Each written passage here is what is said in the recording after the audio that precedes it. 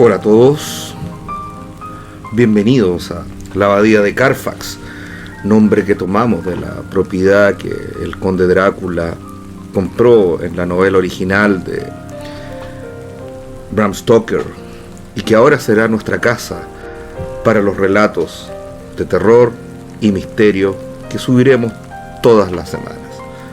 Bienvenidos, entre libremente y por su voluntad y deje algo de la alegría que trae. El cuento que tenemos preparado para hoy se llama La visita de J.H. Overeit a las sanguijuelas del tiempo, texto escrito por Gustav Meyrink, ni más ni menos que en 1915. En el cementerio de la parroquia del pequeño pueblo de Runkel, un lugar apartado como fuera del mundo, descansaba para toda la eternidad el cuerpo de mi abuelo. Su tumba de piedra estaba prácticamente cubierta de musgo y apenas se leía el epitafio. Pero bajo dicho epitafio, tan reciente como si hubiera sido hecho ayer mismo, se ven con absoluta claridad 4 letras alrededor de una cruz: V-I-V-O, vivo. Eso quiere decir estoy vivo. Ese fue el significado del que recibí noticia cuando leí por primera vez la inscripción, siendo apenas un niño. Una palabra que impresionó tan hondamente mi alma como si el muerto hubiera abandonado su tumba. Vivo, estoy vivo. Algo muy raro ver una tumba de piedra. Algo que aún hoy, al recordarlo, me provoca un vuelco del corazón. Y siempre, cuando rememoro aquel lejano día de mi infancia, experimento la sensación de que caí en un pozo interminable la primera vez que estuve ante la tumba de mi abuelo. La imaginación me hace ver a mi abuelo, al que no conocí vivo, yaciendo en su tumba, incorrupto a pesar del paso del tiempo, con las manos caídas a lo largo del cuerpo, con sus ojos abiertos y traslúcidos como el cristal, inmóviles. Alguien que ha escapado de la putrefacción y espera paciente y silencioso el momento de resucitar. He visitado los cementerios de las parroquias de muchos pueblos, guiado mis pasos por un deseo vago, extraño, del que no puedo dar cuenta exacta, solo para leer los epitafios de las tumbas.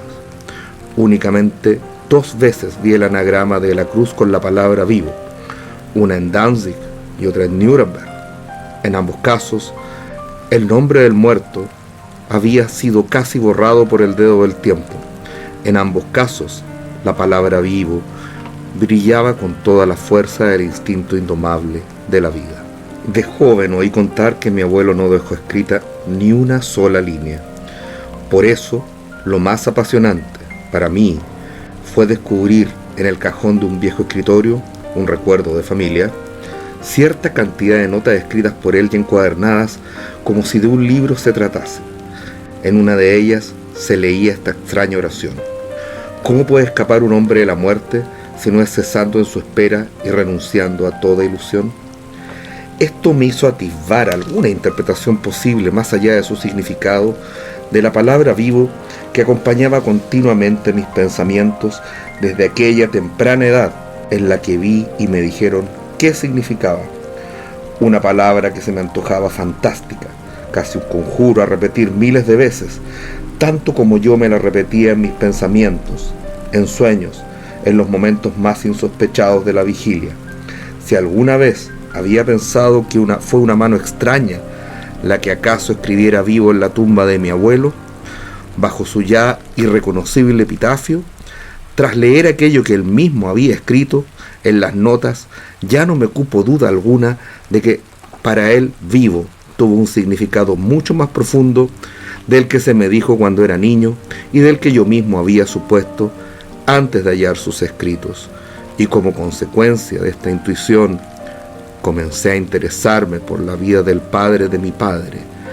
Y en tanto lo hice, y en tanto leí y estudié a lo largo de mucho tiempo todas y cada una de las líneas de aquellas notas, hoja tras hoja, confirmé que mi intuición primera contenía un razonamiento verosímil. Muchas de estas notas, sin embargo, tienen un carácter tan privado que no sería propio darlas a conocer a otros ojos. Eso justifica que no entre yo en detalles, salvo en el caso de alguien que aparece ahí citado muchas veces, Johann Hermann Obereit. Lo que sí parece evidente a través de sus notas, a las que bien podríamos llamar sucintas memorias, es que mi abuelo fue miembro de una sociedad secreta llamada los Tefilae, una orden que hundía sus raíces en el antiguo Egipto y que había sido fundada, al parecer, por el legendario Hermes Trismegistus. Mi abuelo había anotado incluso ciertos rituales secretos y los signos para que los miembros se reconocieran entre sí. El nombre de Johann Hermann Obereit, como he dicho, aparecía frecuentemente citado. Fue un químico y gran amigo de mi abuelo, por lo que pude entrever. Tengo la impresión de que incluso vivieron juntos en Runkel. Como es lógico, sentí deseos de saber muchas más cosas acerca de un antepasado tan notorio como lo fue mi abuelo, y acerca también de su renuncia al mundo para entregarse al estudio de la antigua filosofía que cultivaba el espíritu y solo el espíritu, por lo que tendí a través de la lectura de sus notas. Decidí entonces dirigirme a Runkel en busca de algún descendiente de Obereit, por si conservaba recuerdos familiares o cualquier escrito. Runkel es un pueblo pequeño y lejano, al margen del tiempo, un pueblo que parece nacido de un sueño o de un clamor ancestral, una especie de reliquia legada por la Edad Media. Sus callejas y pasajes son estrechos, como no puede suponerse, y silenciosos como la misma muerte. Impera allí el castillo de Runkelstein, señorío de los antiguos príncipes de Vid, levantado sobre la pura roca. A la mañana siguiente a mi llegada, me dirigí pronto al cementerio de la parroquia, llevado por un impulso irresistible. Despertaron de golpe los días de mi niñez y de mi primera juventud para llenarme la memoria a medida que recorría las tumbas y leía mecánicamente sus epitafios y los nombres de quienes allí reposaban eternamente. Mientras pisaba la hierba y las hojas caídas de los árboles, no tardé mucho en verme ante la tumba de mi abuelo, leyendo la mística inscripción, y no pasó mucho tiempo hasta que me di cuenta de que, en contra de lo que había supuesto, no estaba solo.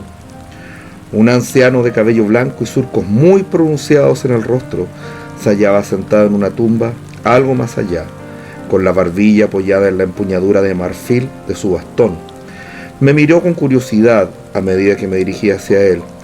Vi que sus ojos eran brillantes, muy vivos, los ojos de alguien que, al mirar, recuerda. Vestía ropas muy anticuadas, propias de los retratos del tiempo de Luis Felipe o de los comienzos de la era victoriana. Estaba atónito, no tanto por su presencia como por la intuición que me hacía temblar conmocionado mientras avanzaba lentamente hacia donde se encontraba aquel hombre. Y sin parar, le pregunté sin más si era Obereit. Sí, yo soy Johann Hermann Obereit, dijo el anciano, sin dar muestra de sorpresa ante mi pregunta. Me faltó el aliento al oírla hablar. No disminuyeron ni mi sorpresa ni mi emoción durante todo el tiempo que estuvimos hablando. No es común una experiencia como la que tuve, la de hablar cara a cara con un hombre de aspecto mucho más viejo que el mío entonces, yo que tantos años de vida tenía cuando nos encontramos. Me dijo que contaba con 1,5 siglos de años a sus espaldas, por lo que no pude por menos que sentirme un niño ante él, a pesar de mis canas, cuando hablaba de Napoleón y de otros personajes históricos a los que había conocido, como quien hable de amigos que murieron ayer. En Runkel, dijo sonriendo, creen que soy en realidad mi nieto, y señaló una tumba por la que pasábamos, pues habíamos comenzado a caminar entre las sepulturas en las que se veía con claridad el año 1798. Lo cierto es que soy yo quien debería yacer de verdad ahí, siguió diciendo. Y como no quiero que la gente de por aquí me tome por una especie de Matusalén, por eso digo que soy mi nieto, y por eso está ahí mi sepultura vacía. La palabra vivo, dijo como si me adivinara el pensamiento, solo aparecerá en esa tumba si alguna vez muero realmente. Nos hicimos muy amigos, e insistió en que me quedara allí. Estuve 1 mes entero en Runkel, Noche tras noche nos entregábamos a profundas reflexiones y debates sobre un sinfín de cosas, pero siempre que le preguntaba por el significado de aquella sentencia leída entre las notas de mi abuelo, cambiaba de conversación. ¿Cómo puede escapar un hombre a la muerte si no es cesando su espera y renunciando a toda ilusión? ¿Qué quiere decir eso?, le preguntaba yo. Una noche, la última que pasaría en Runkel, hablamos de los antiguos procesos contra las brujas. Dije que aquellas pobres mujeres no eran más que histéricas bárbaramente sacrificadas, cuando me replicó con una pregunta. ¿Así que no cree usted que un hombre puede abandonar su cuerpo y vivir a través de las edades?, dijo mirándome intensamente. Negué con la cabeza. Eso me parece delirante, respondí, echándome a reír. En cuanto a las brujas, creo que está suficientemente probado que accedían al trance mediante la ingestión de narcóticos. Eso es lo que las llevaba a creer que abandonaban su cuerpo y volaban en escobas. Pareció sumirse en una profunda reflexión. Puede que usted crea que yo mismo viajo a través de las ciudades solo con mi imaginación, dijo al fin y volvió a sumirse en una especie de meditación.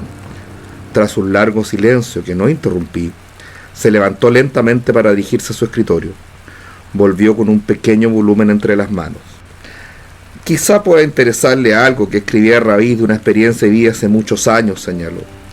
Debo decirle, sin embargo, que en aquel tiempo era yo muy joven y ahora estaba lleno de esperanza.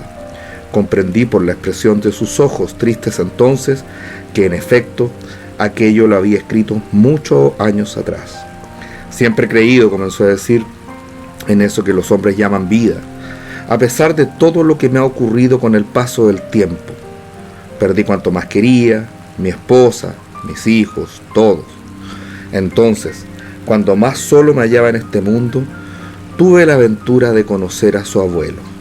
Fue él quien me ayudó a comprender que nuestros deseos y aspiraciones solo son expectativas, ilusiones, una larga espera, y me ayudó a comprender igualmente cómo se enraciman, cómo se devoran entre sí las esperanzas, las expectativas, la espera, para quitarnos el rostro, la máscara, y que queden las lágrimas propias del llanto de esos fantasmagóricos vampiros que penan eternamente. Llamamos a ese proceso el tiempo de las sanguijuelas, pues son las sanguijuelas las que succionan la sangre de nuestro corazón, henchido de tiempo, para quitarnos la savia de la vida. El tiempo, amigo mío, es una sanguijuela. En esta misma habitación en la que nos encontramos, decidí hace muchos años emprender la conquista de la muerte mediante el estrangulamiento de todas las esperanzas, tan devastadoras como ese tiempo que indefectiblemente deviene en una sanguijuela. Y entonces hizo una pausa y respiró profundamente para hallar de nuevo el resuello que le faltaba. Y entonces me convertí en una especie de leño que no diferencia si lo acarician o si lo golpean con el hacha, si lo arrojan al agua o lo echan al fuego. Desde aquel día, al menos eso quiero creer, me he desprovisto del sufrimiento consustancial a la esperanza. Ya no necesito buscar consuelo. En realidad, ya no preciso de nada. Además, ¿dónde podría hallar lo que necesitara? Sé que soy, naturalmente. Sé también quién soy. Sé que vivo. Pero hay una diferencia fundamental entre vivir y estar vivo. Lo que dice parece muy simple, pero es terrible, lo interrumpí, profundamente conmovido por sus palabras. No crea. Las cosas son simplemente lo que parecen, dijo sonriendo tristemente. El problema radica en que albergamos esperanzas. Al margen de este sentimiento, de este dolor de corazón, le aseguro que se ve uno imbuido en una suerte de beatitud que acaso comprenda usted si le digo que es muy parecida a un sueño confortador. Es una especie de dulce melodía que calma los nervios, y en esa calma puedo saber quién soy realmente. Cuando nace el corazón, esa melodía ya no muere, ni durante el sueño, ni cuando el mundo exterior nos llama y agita con sus oleadas, ni cuando llega la hora de la muerte cesa esa melodía. Le diré por qué mueren los hombres tan pronto, por qué no viven esos miles de años que dicen las escrituras de los antiguos patriarcas que debe vivir el hombre. Son como las primeras hojas del árbol, pero olvidan que pertenecen al tronco. Por eso mueren los hombres en el primer otoño. Ahora le diré cómo he logrado preservar mi cuerpo de esta devastación. Hay una doctrina antigua, muy antigua, tanto como la misma humanidad, que se ha transmitido oralmente hasta nuestros días, aunque son muy pocos los que la conocen. Esa doctrina nos enseña a mantenernos de pie ante el umbral de la muerte y a traspasarlo incluso sin perder la conciencia de lo que hacemos. Solo el que ha muerto en su primer otoño lo traspasa inconscientemente. Quien logra traspasar incólume ese umbral deviene en un maestro de sí mismo, en un hacedor de su propia existencia. Así gana un nuevo ser en sí mismo, sin dejar de ser. Y ese nuevo ser que refuerza el sí mismo es la herramienta que nos da la facultad de convertir nuestras manos y nuestros pies en los órganos imprescindibles. El latido del corazón y nuestro hálito insuflan la vida al espíritu, capaz así de ir en pos del tiempo a través de las edades, como se fueron los israelitas tras salir de Egipto, como las aguas del Mar Rojo se hicieron a un lado para permitirles el paso. Así he ido yo a través del tiempo, a despecho de las torturas sufridas, preservando siempre mi espíritu de los sinsabores para fortalecer el cuerpo y hacer que solo obedezca a mi espíritu. Muy pronto me sentí libre de ataduras, como nos sentimos al soñar que volamos, pero también es cierto que alguna vez sentí que caía irremediablemente hasta verme arrastrado por una corriente negra que parecía ir del sur al norte. En nuestro lenguaje gnóstico llamamos a eso cruzar el Jordán, vadear peligrosamente la existencia, no tanto con el agua al cuello como con la sangre a la altura de nuestras cejas. Cuando hice ese tránsito, oí voces que me alertaban, que me llamaban a volver atrás. Estuve a punto de hacerlo, asustado, temeroso ante aquellas voces que me invitaban a desistir, como tantos lo habían hecho. Pero entonces vi unas piedras que sobresalían del agua y a las que me así, resistiendo al torrente hasta que pude nadar y alcanzar la orilla. Allí me vi en mitad de la noche, desnudo como un niño recién nacido.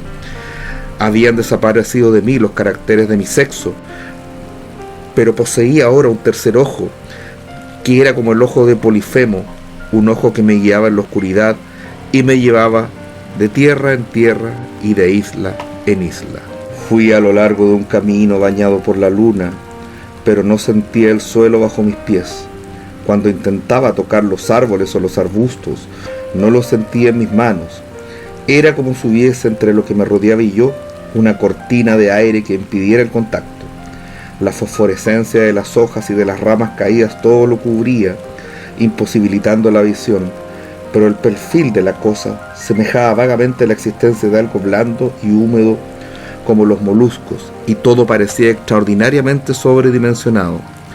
Pájaros de grandes plumas, pájaros de ojos redondos y enormes, animales como perros gigantescos que se deslizaban lentamente sobre el musgo para acercarse a mí y observarme.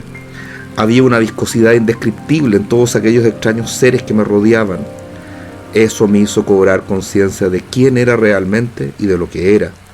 Algo tan real como lo que me rodeaba, algo, a la vez, tan deleterio como lo que me rodeaba, algo, en fin, que habitaba las sombras a medias entre lo terrenal y lo imposible, a medias entre lo real y lo que parecía soñado, como esas sombras que se devoran a sí mismas en la muy larga espera de la felicidad, como el hambre que mata a los cachorros de los animales del bosque cuando sus madres salen en busca de alimento y tardan en volver.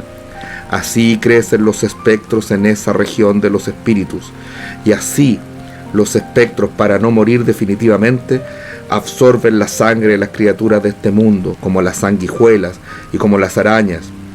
Los poderes de la vida no son nada, pues ante este ansia de sangre que se desvanece toda esperanza.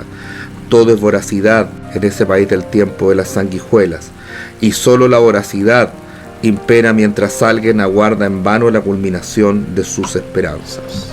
Tras salir milagrosamente indemne de este tránsito, llegué a una ciudad habitada por mucha gente. Aún no los había conocido en la tierra. Traté de preservarme cuanto me fue posible de sus vanas esperanzas. Más aún, traté de abortar sus propias esperanzas. Vi que cuanto más cerraban a la espera de la concreción de sus esperanzas, más caían en la devastación que los tornaba vampiros. esos seres demoníacos que habían devorado sus corazones sin que pudieran darse cuenta, precisamente porque los vampiros también albergan la esperanza de vivir a través de las edades para redimirse, y así van devorando el tiempo y la vida de los píos. Y así vi también los píos cómo se convierten en monstruos de grandes garras y ojos encendidos en busca de sangre con la que hinchar sus mejillas. En aquella ciudad vi también un banco con un letrero que anunciaba en sus ventanas: fortuna, despacho de lotería, todos los boletos son ganadores del primer premio. De aquel banco salía gente arrastrando sacos llenos de oro, mostrando grandes sonrisas triunfales en sus rostros de labios tumefactos. Eran fantasmas que se habían dejado la existencia en la tierra buscando la muerte insaciable de ganancias. Entré en el gran vestíbulo del banco, que semejaba un templo colosal con columnas que parecían llegar al cielo. Allí, en su trono hecho con sangre coagulada, reinaba un monstruo con 4 brazos. Su cuerpo era humano, pero tenía la cabeza de una hiena y reía abriendo sus grandes mandíbulas. Era el dios de la guerra, aquel a quien las naciones más salvajes y supersticiosas elevan sus preces para pedir la victoria sobre el enemigo. Lleno de horror salí corriendo, angustiado por aquella atmósfera de corrupción y decadencia. Me perdí en las calles, pero solo para desembocar ante un palacio esplendoroso como nunca me había sido dado contemplar palacio alguno. Todo, las piedras, la ornamentación, el esplendor, en fin, me resultaba familiar. Era como si yo mismo lo hubiera construido o soñado. Comencé a subir la escalinata de mármol. En la gran puerta que había ante mí pude leer mi nombre: Johann H. Oberheit. Entré. Una vez en el interior me vi con un manto de púrpura y sentado a una mesa en la que había manjares propios de un festín. Miles de esclavas bellísimas servían ese festín. De inmediato reconocí en ellas a todas las mujeres que dieron placer a mis sentidos a lo largo de mi vida, incluso aquellas con las que solo pasé un momento. Un sentimiento de odio indescriptible me invadió cuando reparé en que todas ellas no me habían hecho sino caer en la perversión vestida con todos los lujos que había sido mi vida. Fue así como yo mismo hice un llamamiento a mi salvación acudiendo a mi propio ser, el único que podía liberarme de las vanas esperanzas y de las expectativas que aún anidaban en mi alma. Con auténtico pavor contemplé entonces el discurrir de mi vida entera, una vida desperdiciada en la espera, en la constante espera que solo conduce a la muerte. En ese sentimiento pasé unas pocas horas. Como una burbuja había transcurrido mi vida. Le aseguro que lo último que vemos en esta tierra es precisamente lo que genera nuevas esperanzas, una nueva espera. El mundo entero viene a ser preservado de sus miserias, así, por el pestífero hálito de lo decadente. ¿Quién no ha experimentado esa enervante debilidad que se apodera de uno cuando está sentado en la sala de espera de un médico o de un abogado? Pues eso, lo que llamamos vida, no es más que la sala de espera de la muerte. Repentinamente había comprendido al fin qué es el tiempo. Nosotros mismos estamos hechos al margen del tiempo. Los cuerpos parecen algo en sí mismos, pero no son más que tiempo coagulado. Nuestro diario peregrinar solo nos conduce a la tumba, que es una forma de regresar al tiempo y de esperar en vano la consecución final de las esperanzas. Pero todos los síntomas de este proceso no son distintos de los que se producen con el hielo cuando vuelve a ser agua. Ahora lo comprendo todo al fin. Este conocimiento hierve mi mente y me llena de dudas que se acrecientan de continuo y hacen que el conocimiento muestre un gesto de horror en el rostro con que me alumbra. Hace años supe que tenía que hacer: luchar contra la muerte con todas las armas disponibles. Luchar contra esos fantasmas que succionan nuestra sangre como los vampiros. Sí, los vampiros saben perfectamente cómo hacerse invisibles a los hombres, cómo ocultarse a nuestras miradas, pues nuestros ojos son los parásitos de nuestra existencia. Esa es la mayor y más diabólica treta de los vampiros: hacernos creer que no existen. Pero desde que adquirí ese conocimiento del que le he hablado, mi vida gira en torno a 2 ideas: expulsar la idea de la ilusión y la idea de la espera. Creo, intervino entonces, aprovechando un silencio del anciano, que yo no sería capaz de dar ese primer paso necesario para emprender el viaje del que usted me ha hablado. Y lo cree así, porque estoy seguro de que mi alma, como la de todos los hombres, se alimenta de la ilusión y de la espera, y solo contraviniendo esos anhelos del alma podrá llegar al estado de placidez que usted propone. Mi alma vive de la esperanza. Pero, sí, pues contravenga usted a su alma, me interrumpió. La esperanza vive en usted mismo, en su propia vida. Bien sea usted el eje sobre el cual tenga que girar su alma, no permita que el proceso siga produciéndose a la inversa. Conviértase en un autómata, conviértase en un muerto viviente. Eso es lo que le sugiero. No se deje tentar por las frutas más sabrosas y así acabará con la esperanza del deleite. No alargue usted jamás una mano para que nadie se la tome. Al principio parecerá usted un vagabundo penando en busca de consuelo por los desiertos, pero lentamente su soledad le hará descubrir el brillo real de las cosas, por lo que podrá contemplarlas en su verdad, tanto las más bellas como las más feas, y comprenderá entonces que la verdad de las cosas es su único esplendor. Todo así carecerá para usted de importancia y le dará a la vez lo mismo que las cosas no la tengan. Todo evento, todo cuanto suceda ante sus ojos, será importante en la misma medida en que carecerá de toda importancia. Será como matar al dragón y beber su sangre. Podrá decirse entonces: navegué a través de un mar sin orillas y de una vida sin fin con velas de nieve. Todo lo anterior fueron las últimas palabras que me dijo Johann Hermann Obereit. No he vuelto a verlo. Han pasado muchos años desde aquel día, pero he tratado de seguir, tan bien como me ha sido posible hacerlo, su doctrina. No obstante, ni la ilusión ni la espera son ajenas a mi corazón. Soy quizá demasiado débil como para arrancar de mí esas palabras, por lo que seguramente jamás adorará mi tumba esta leyenda. V-I-V-O. Vivo. Muchas gracias por escuchar este cuento y nos encontraremos pronto con otra gran obra del terror y del misterio de los grandes. Hasta luego y muy buenas.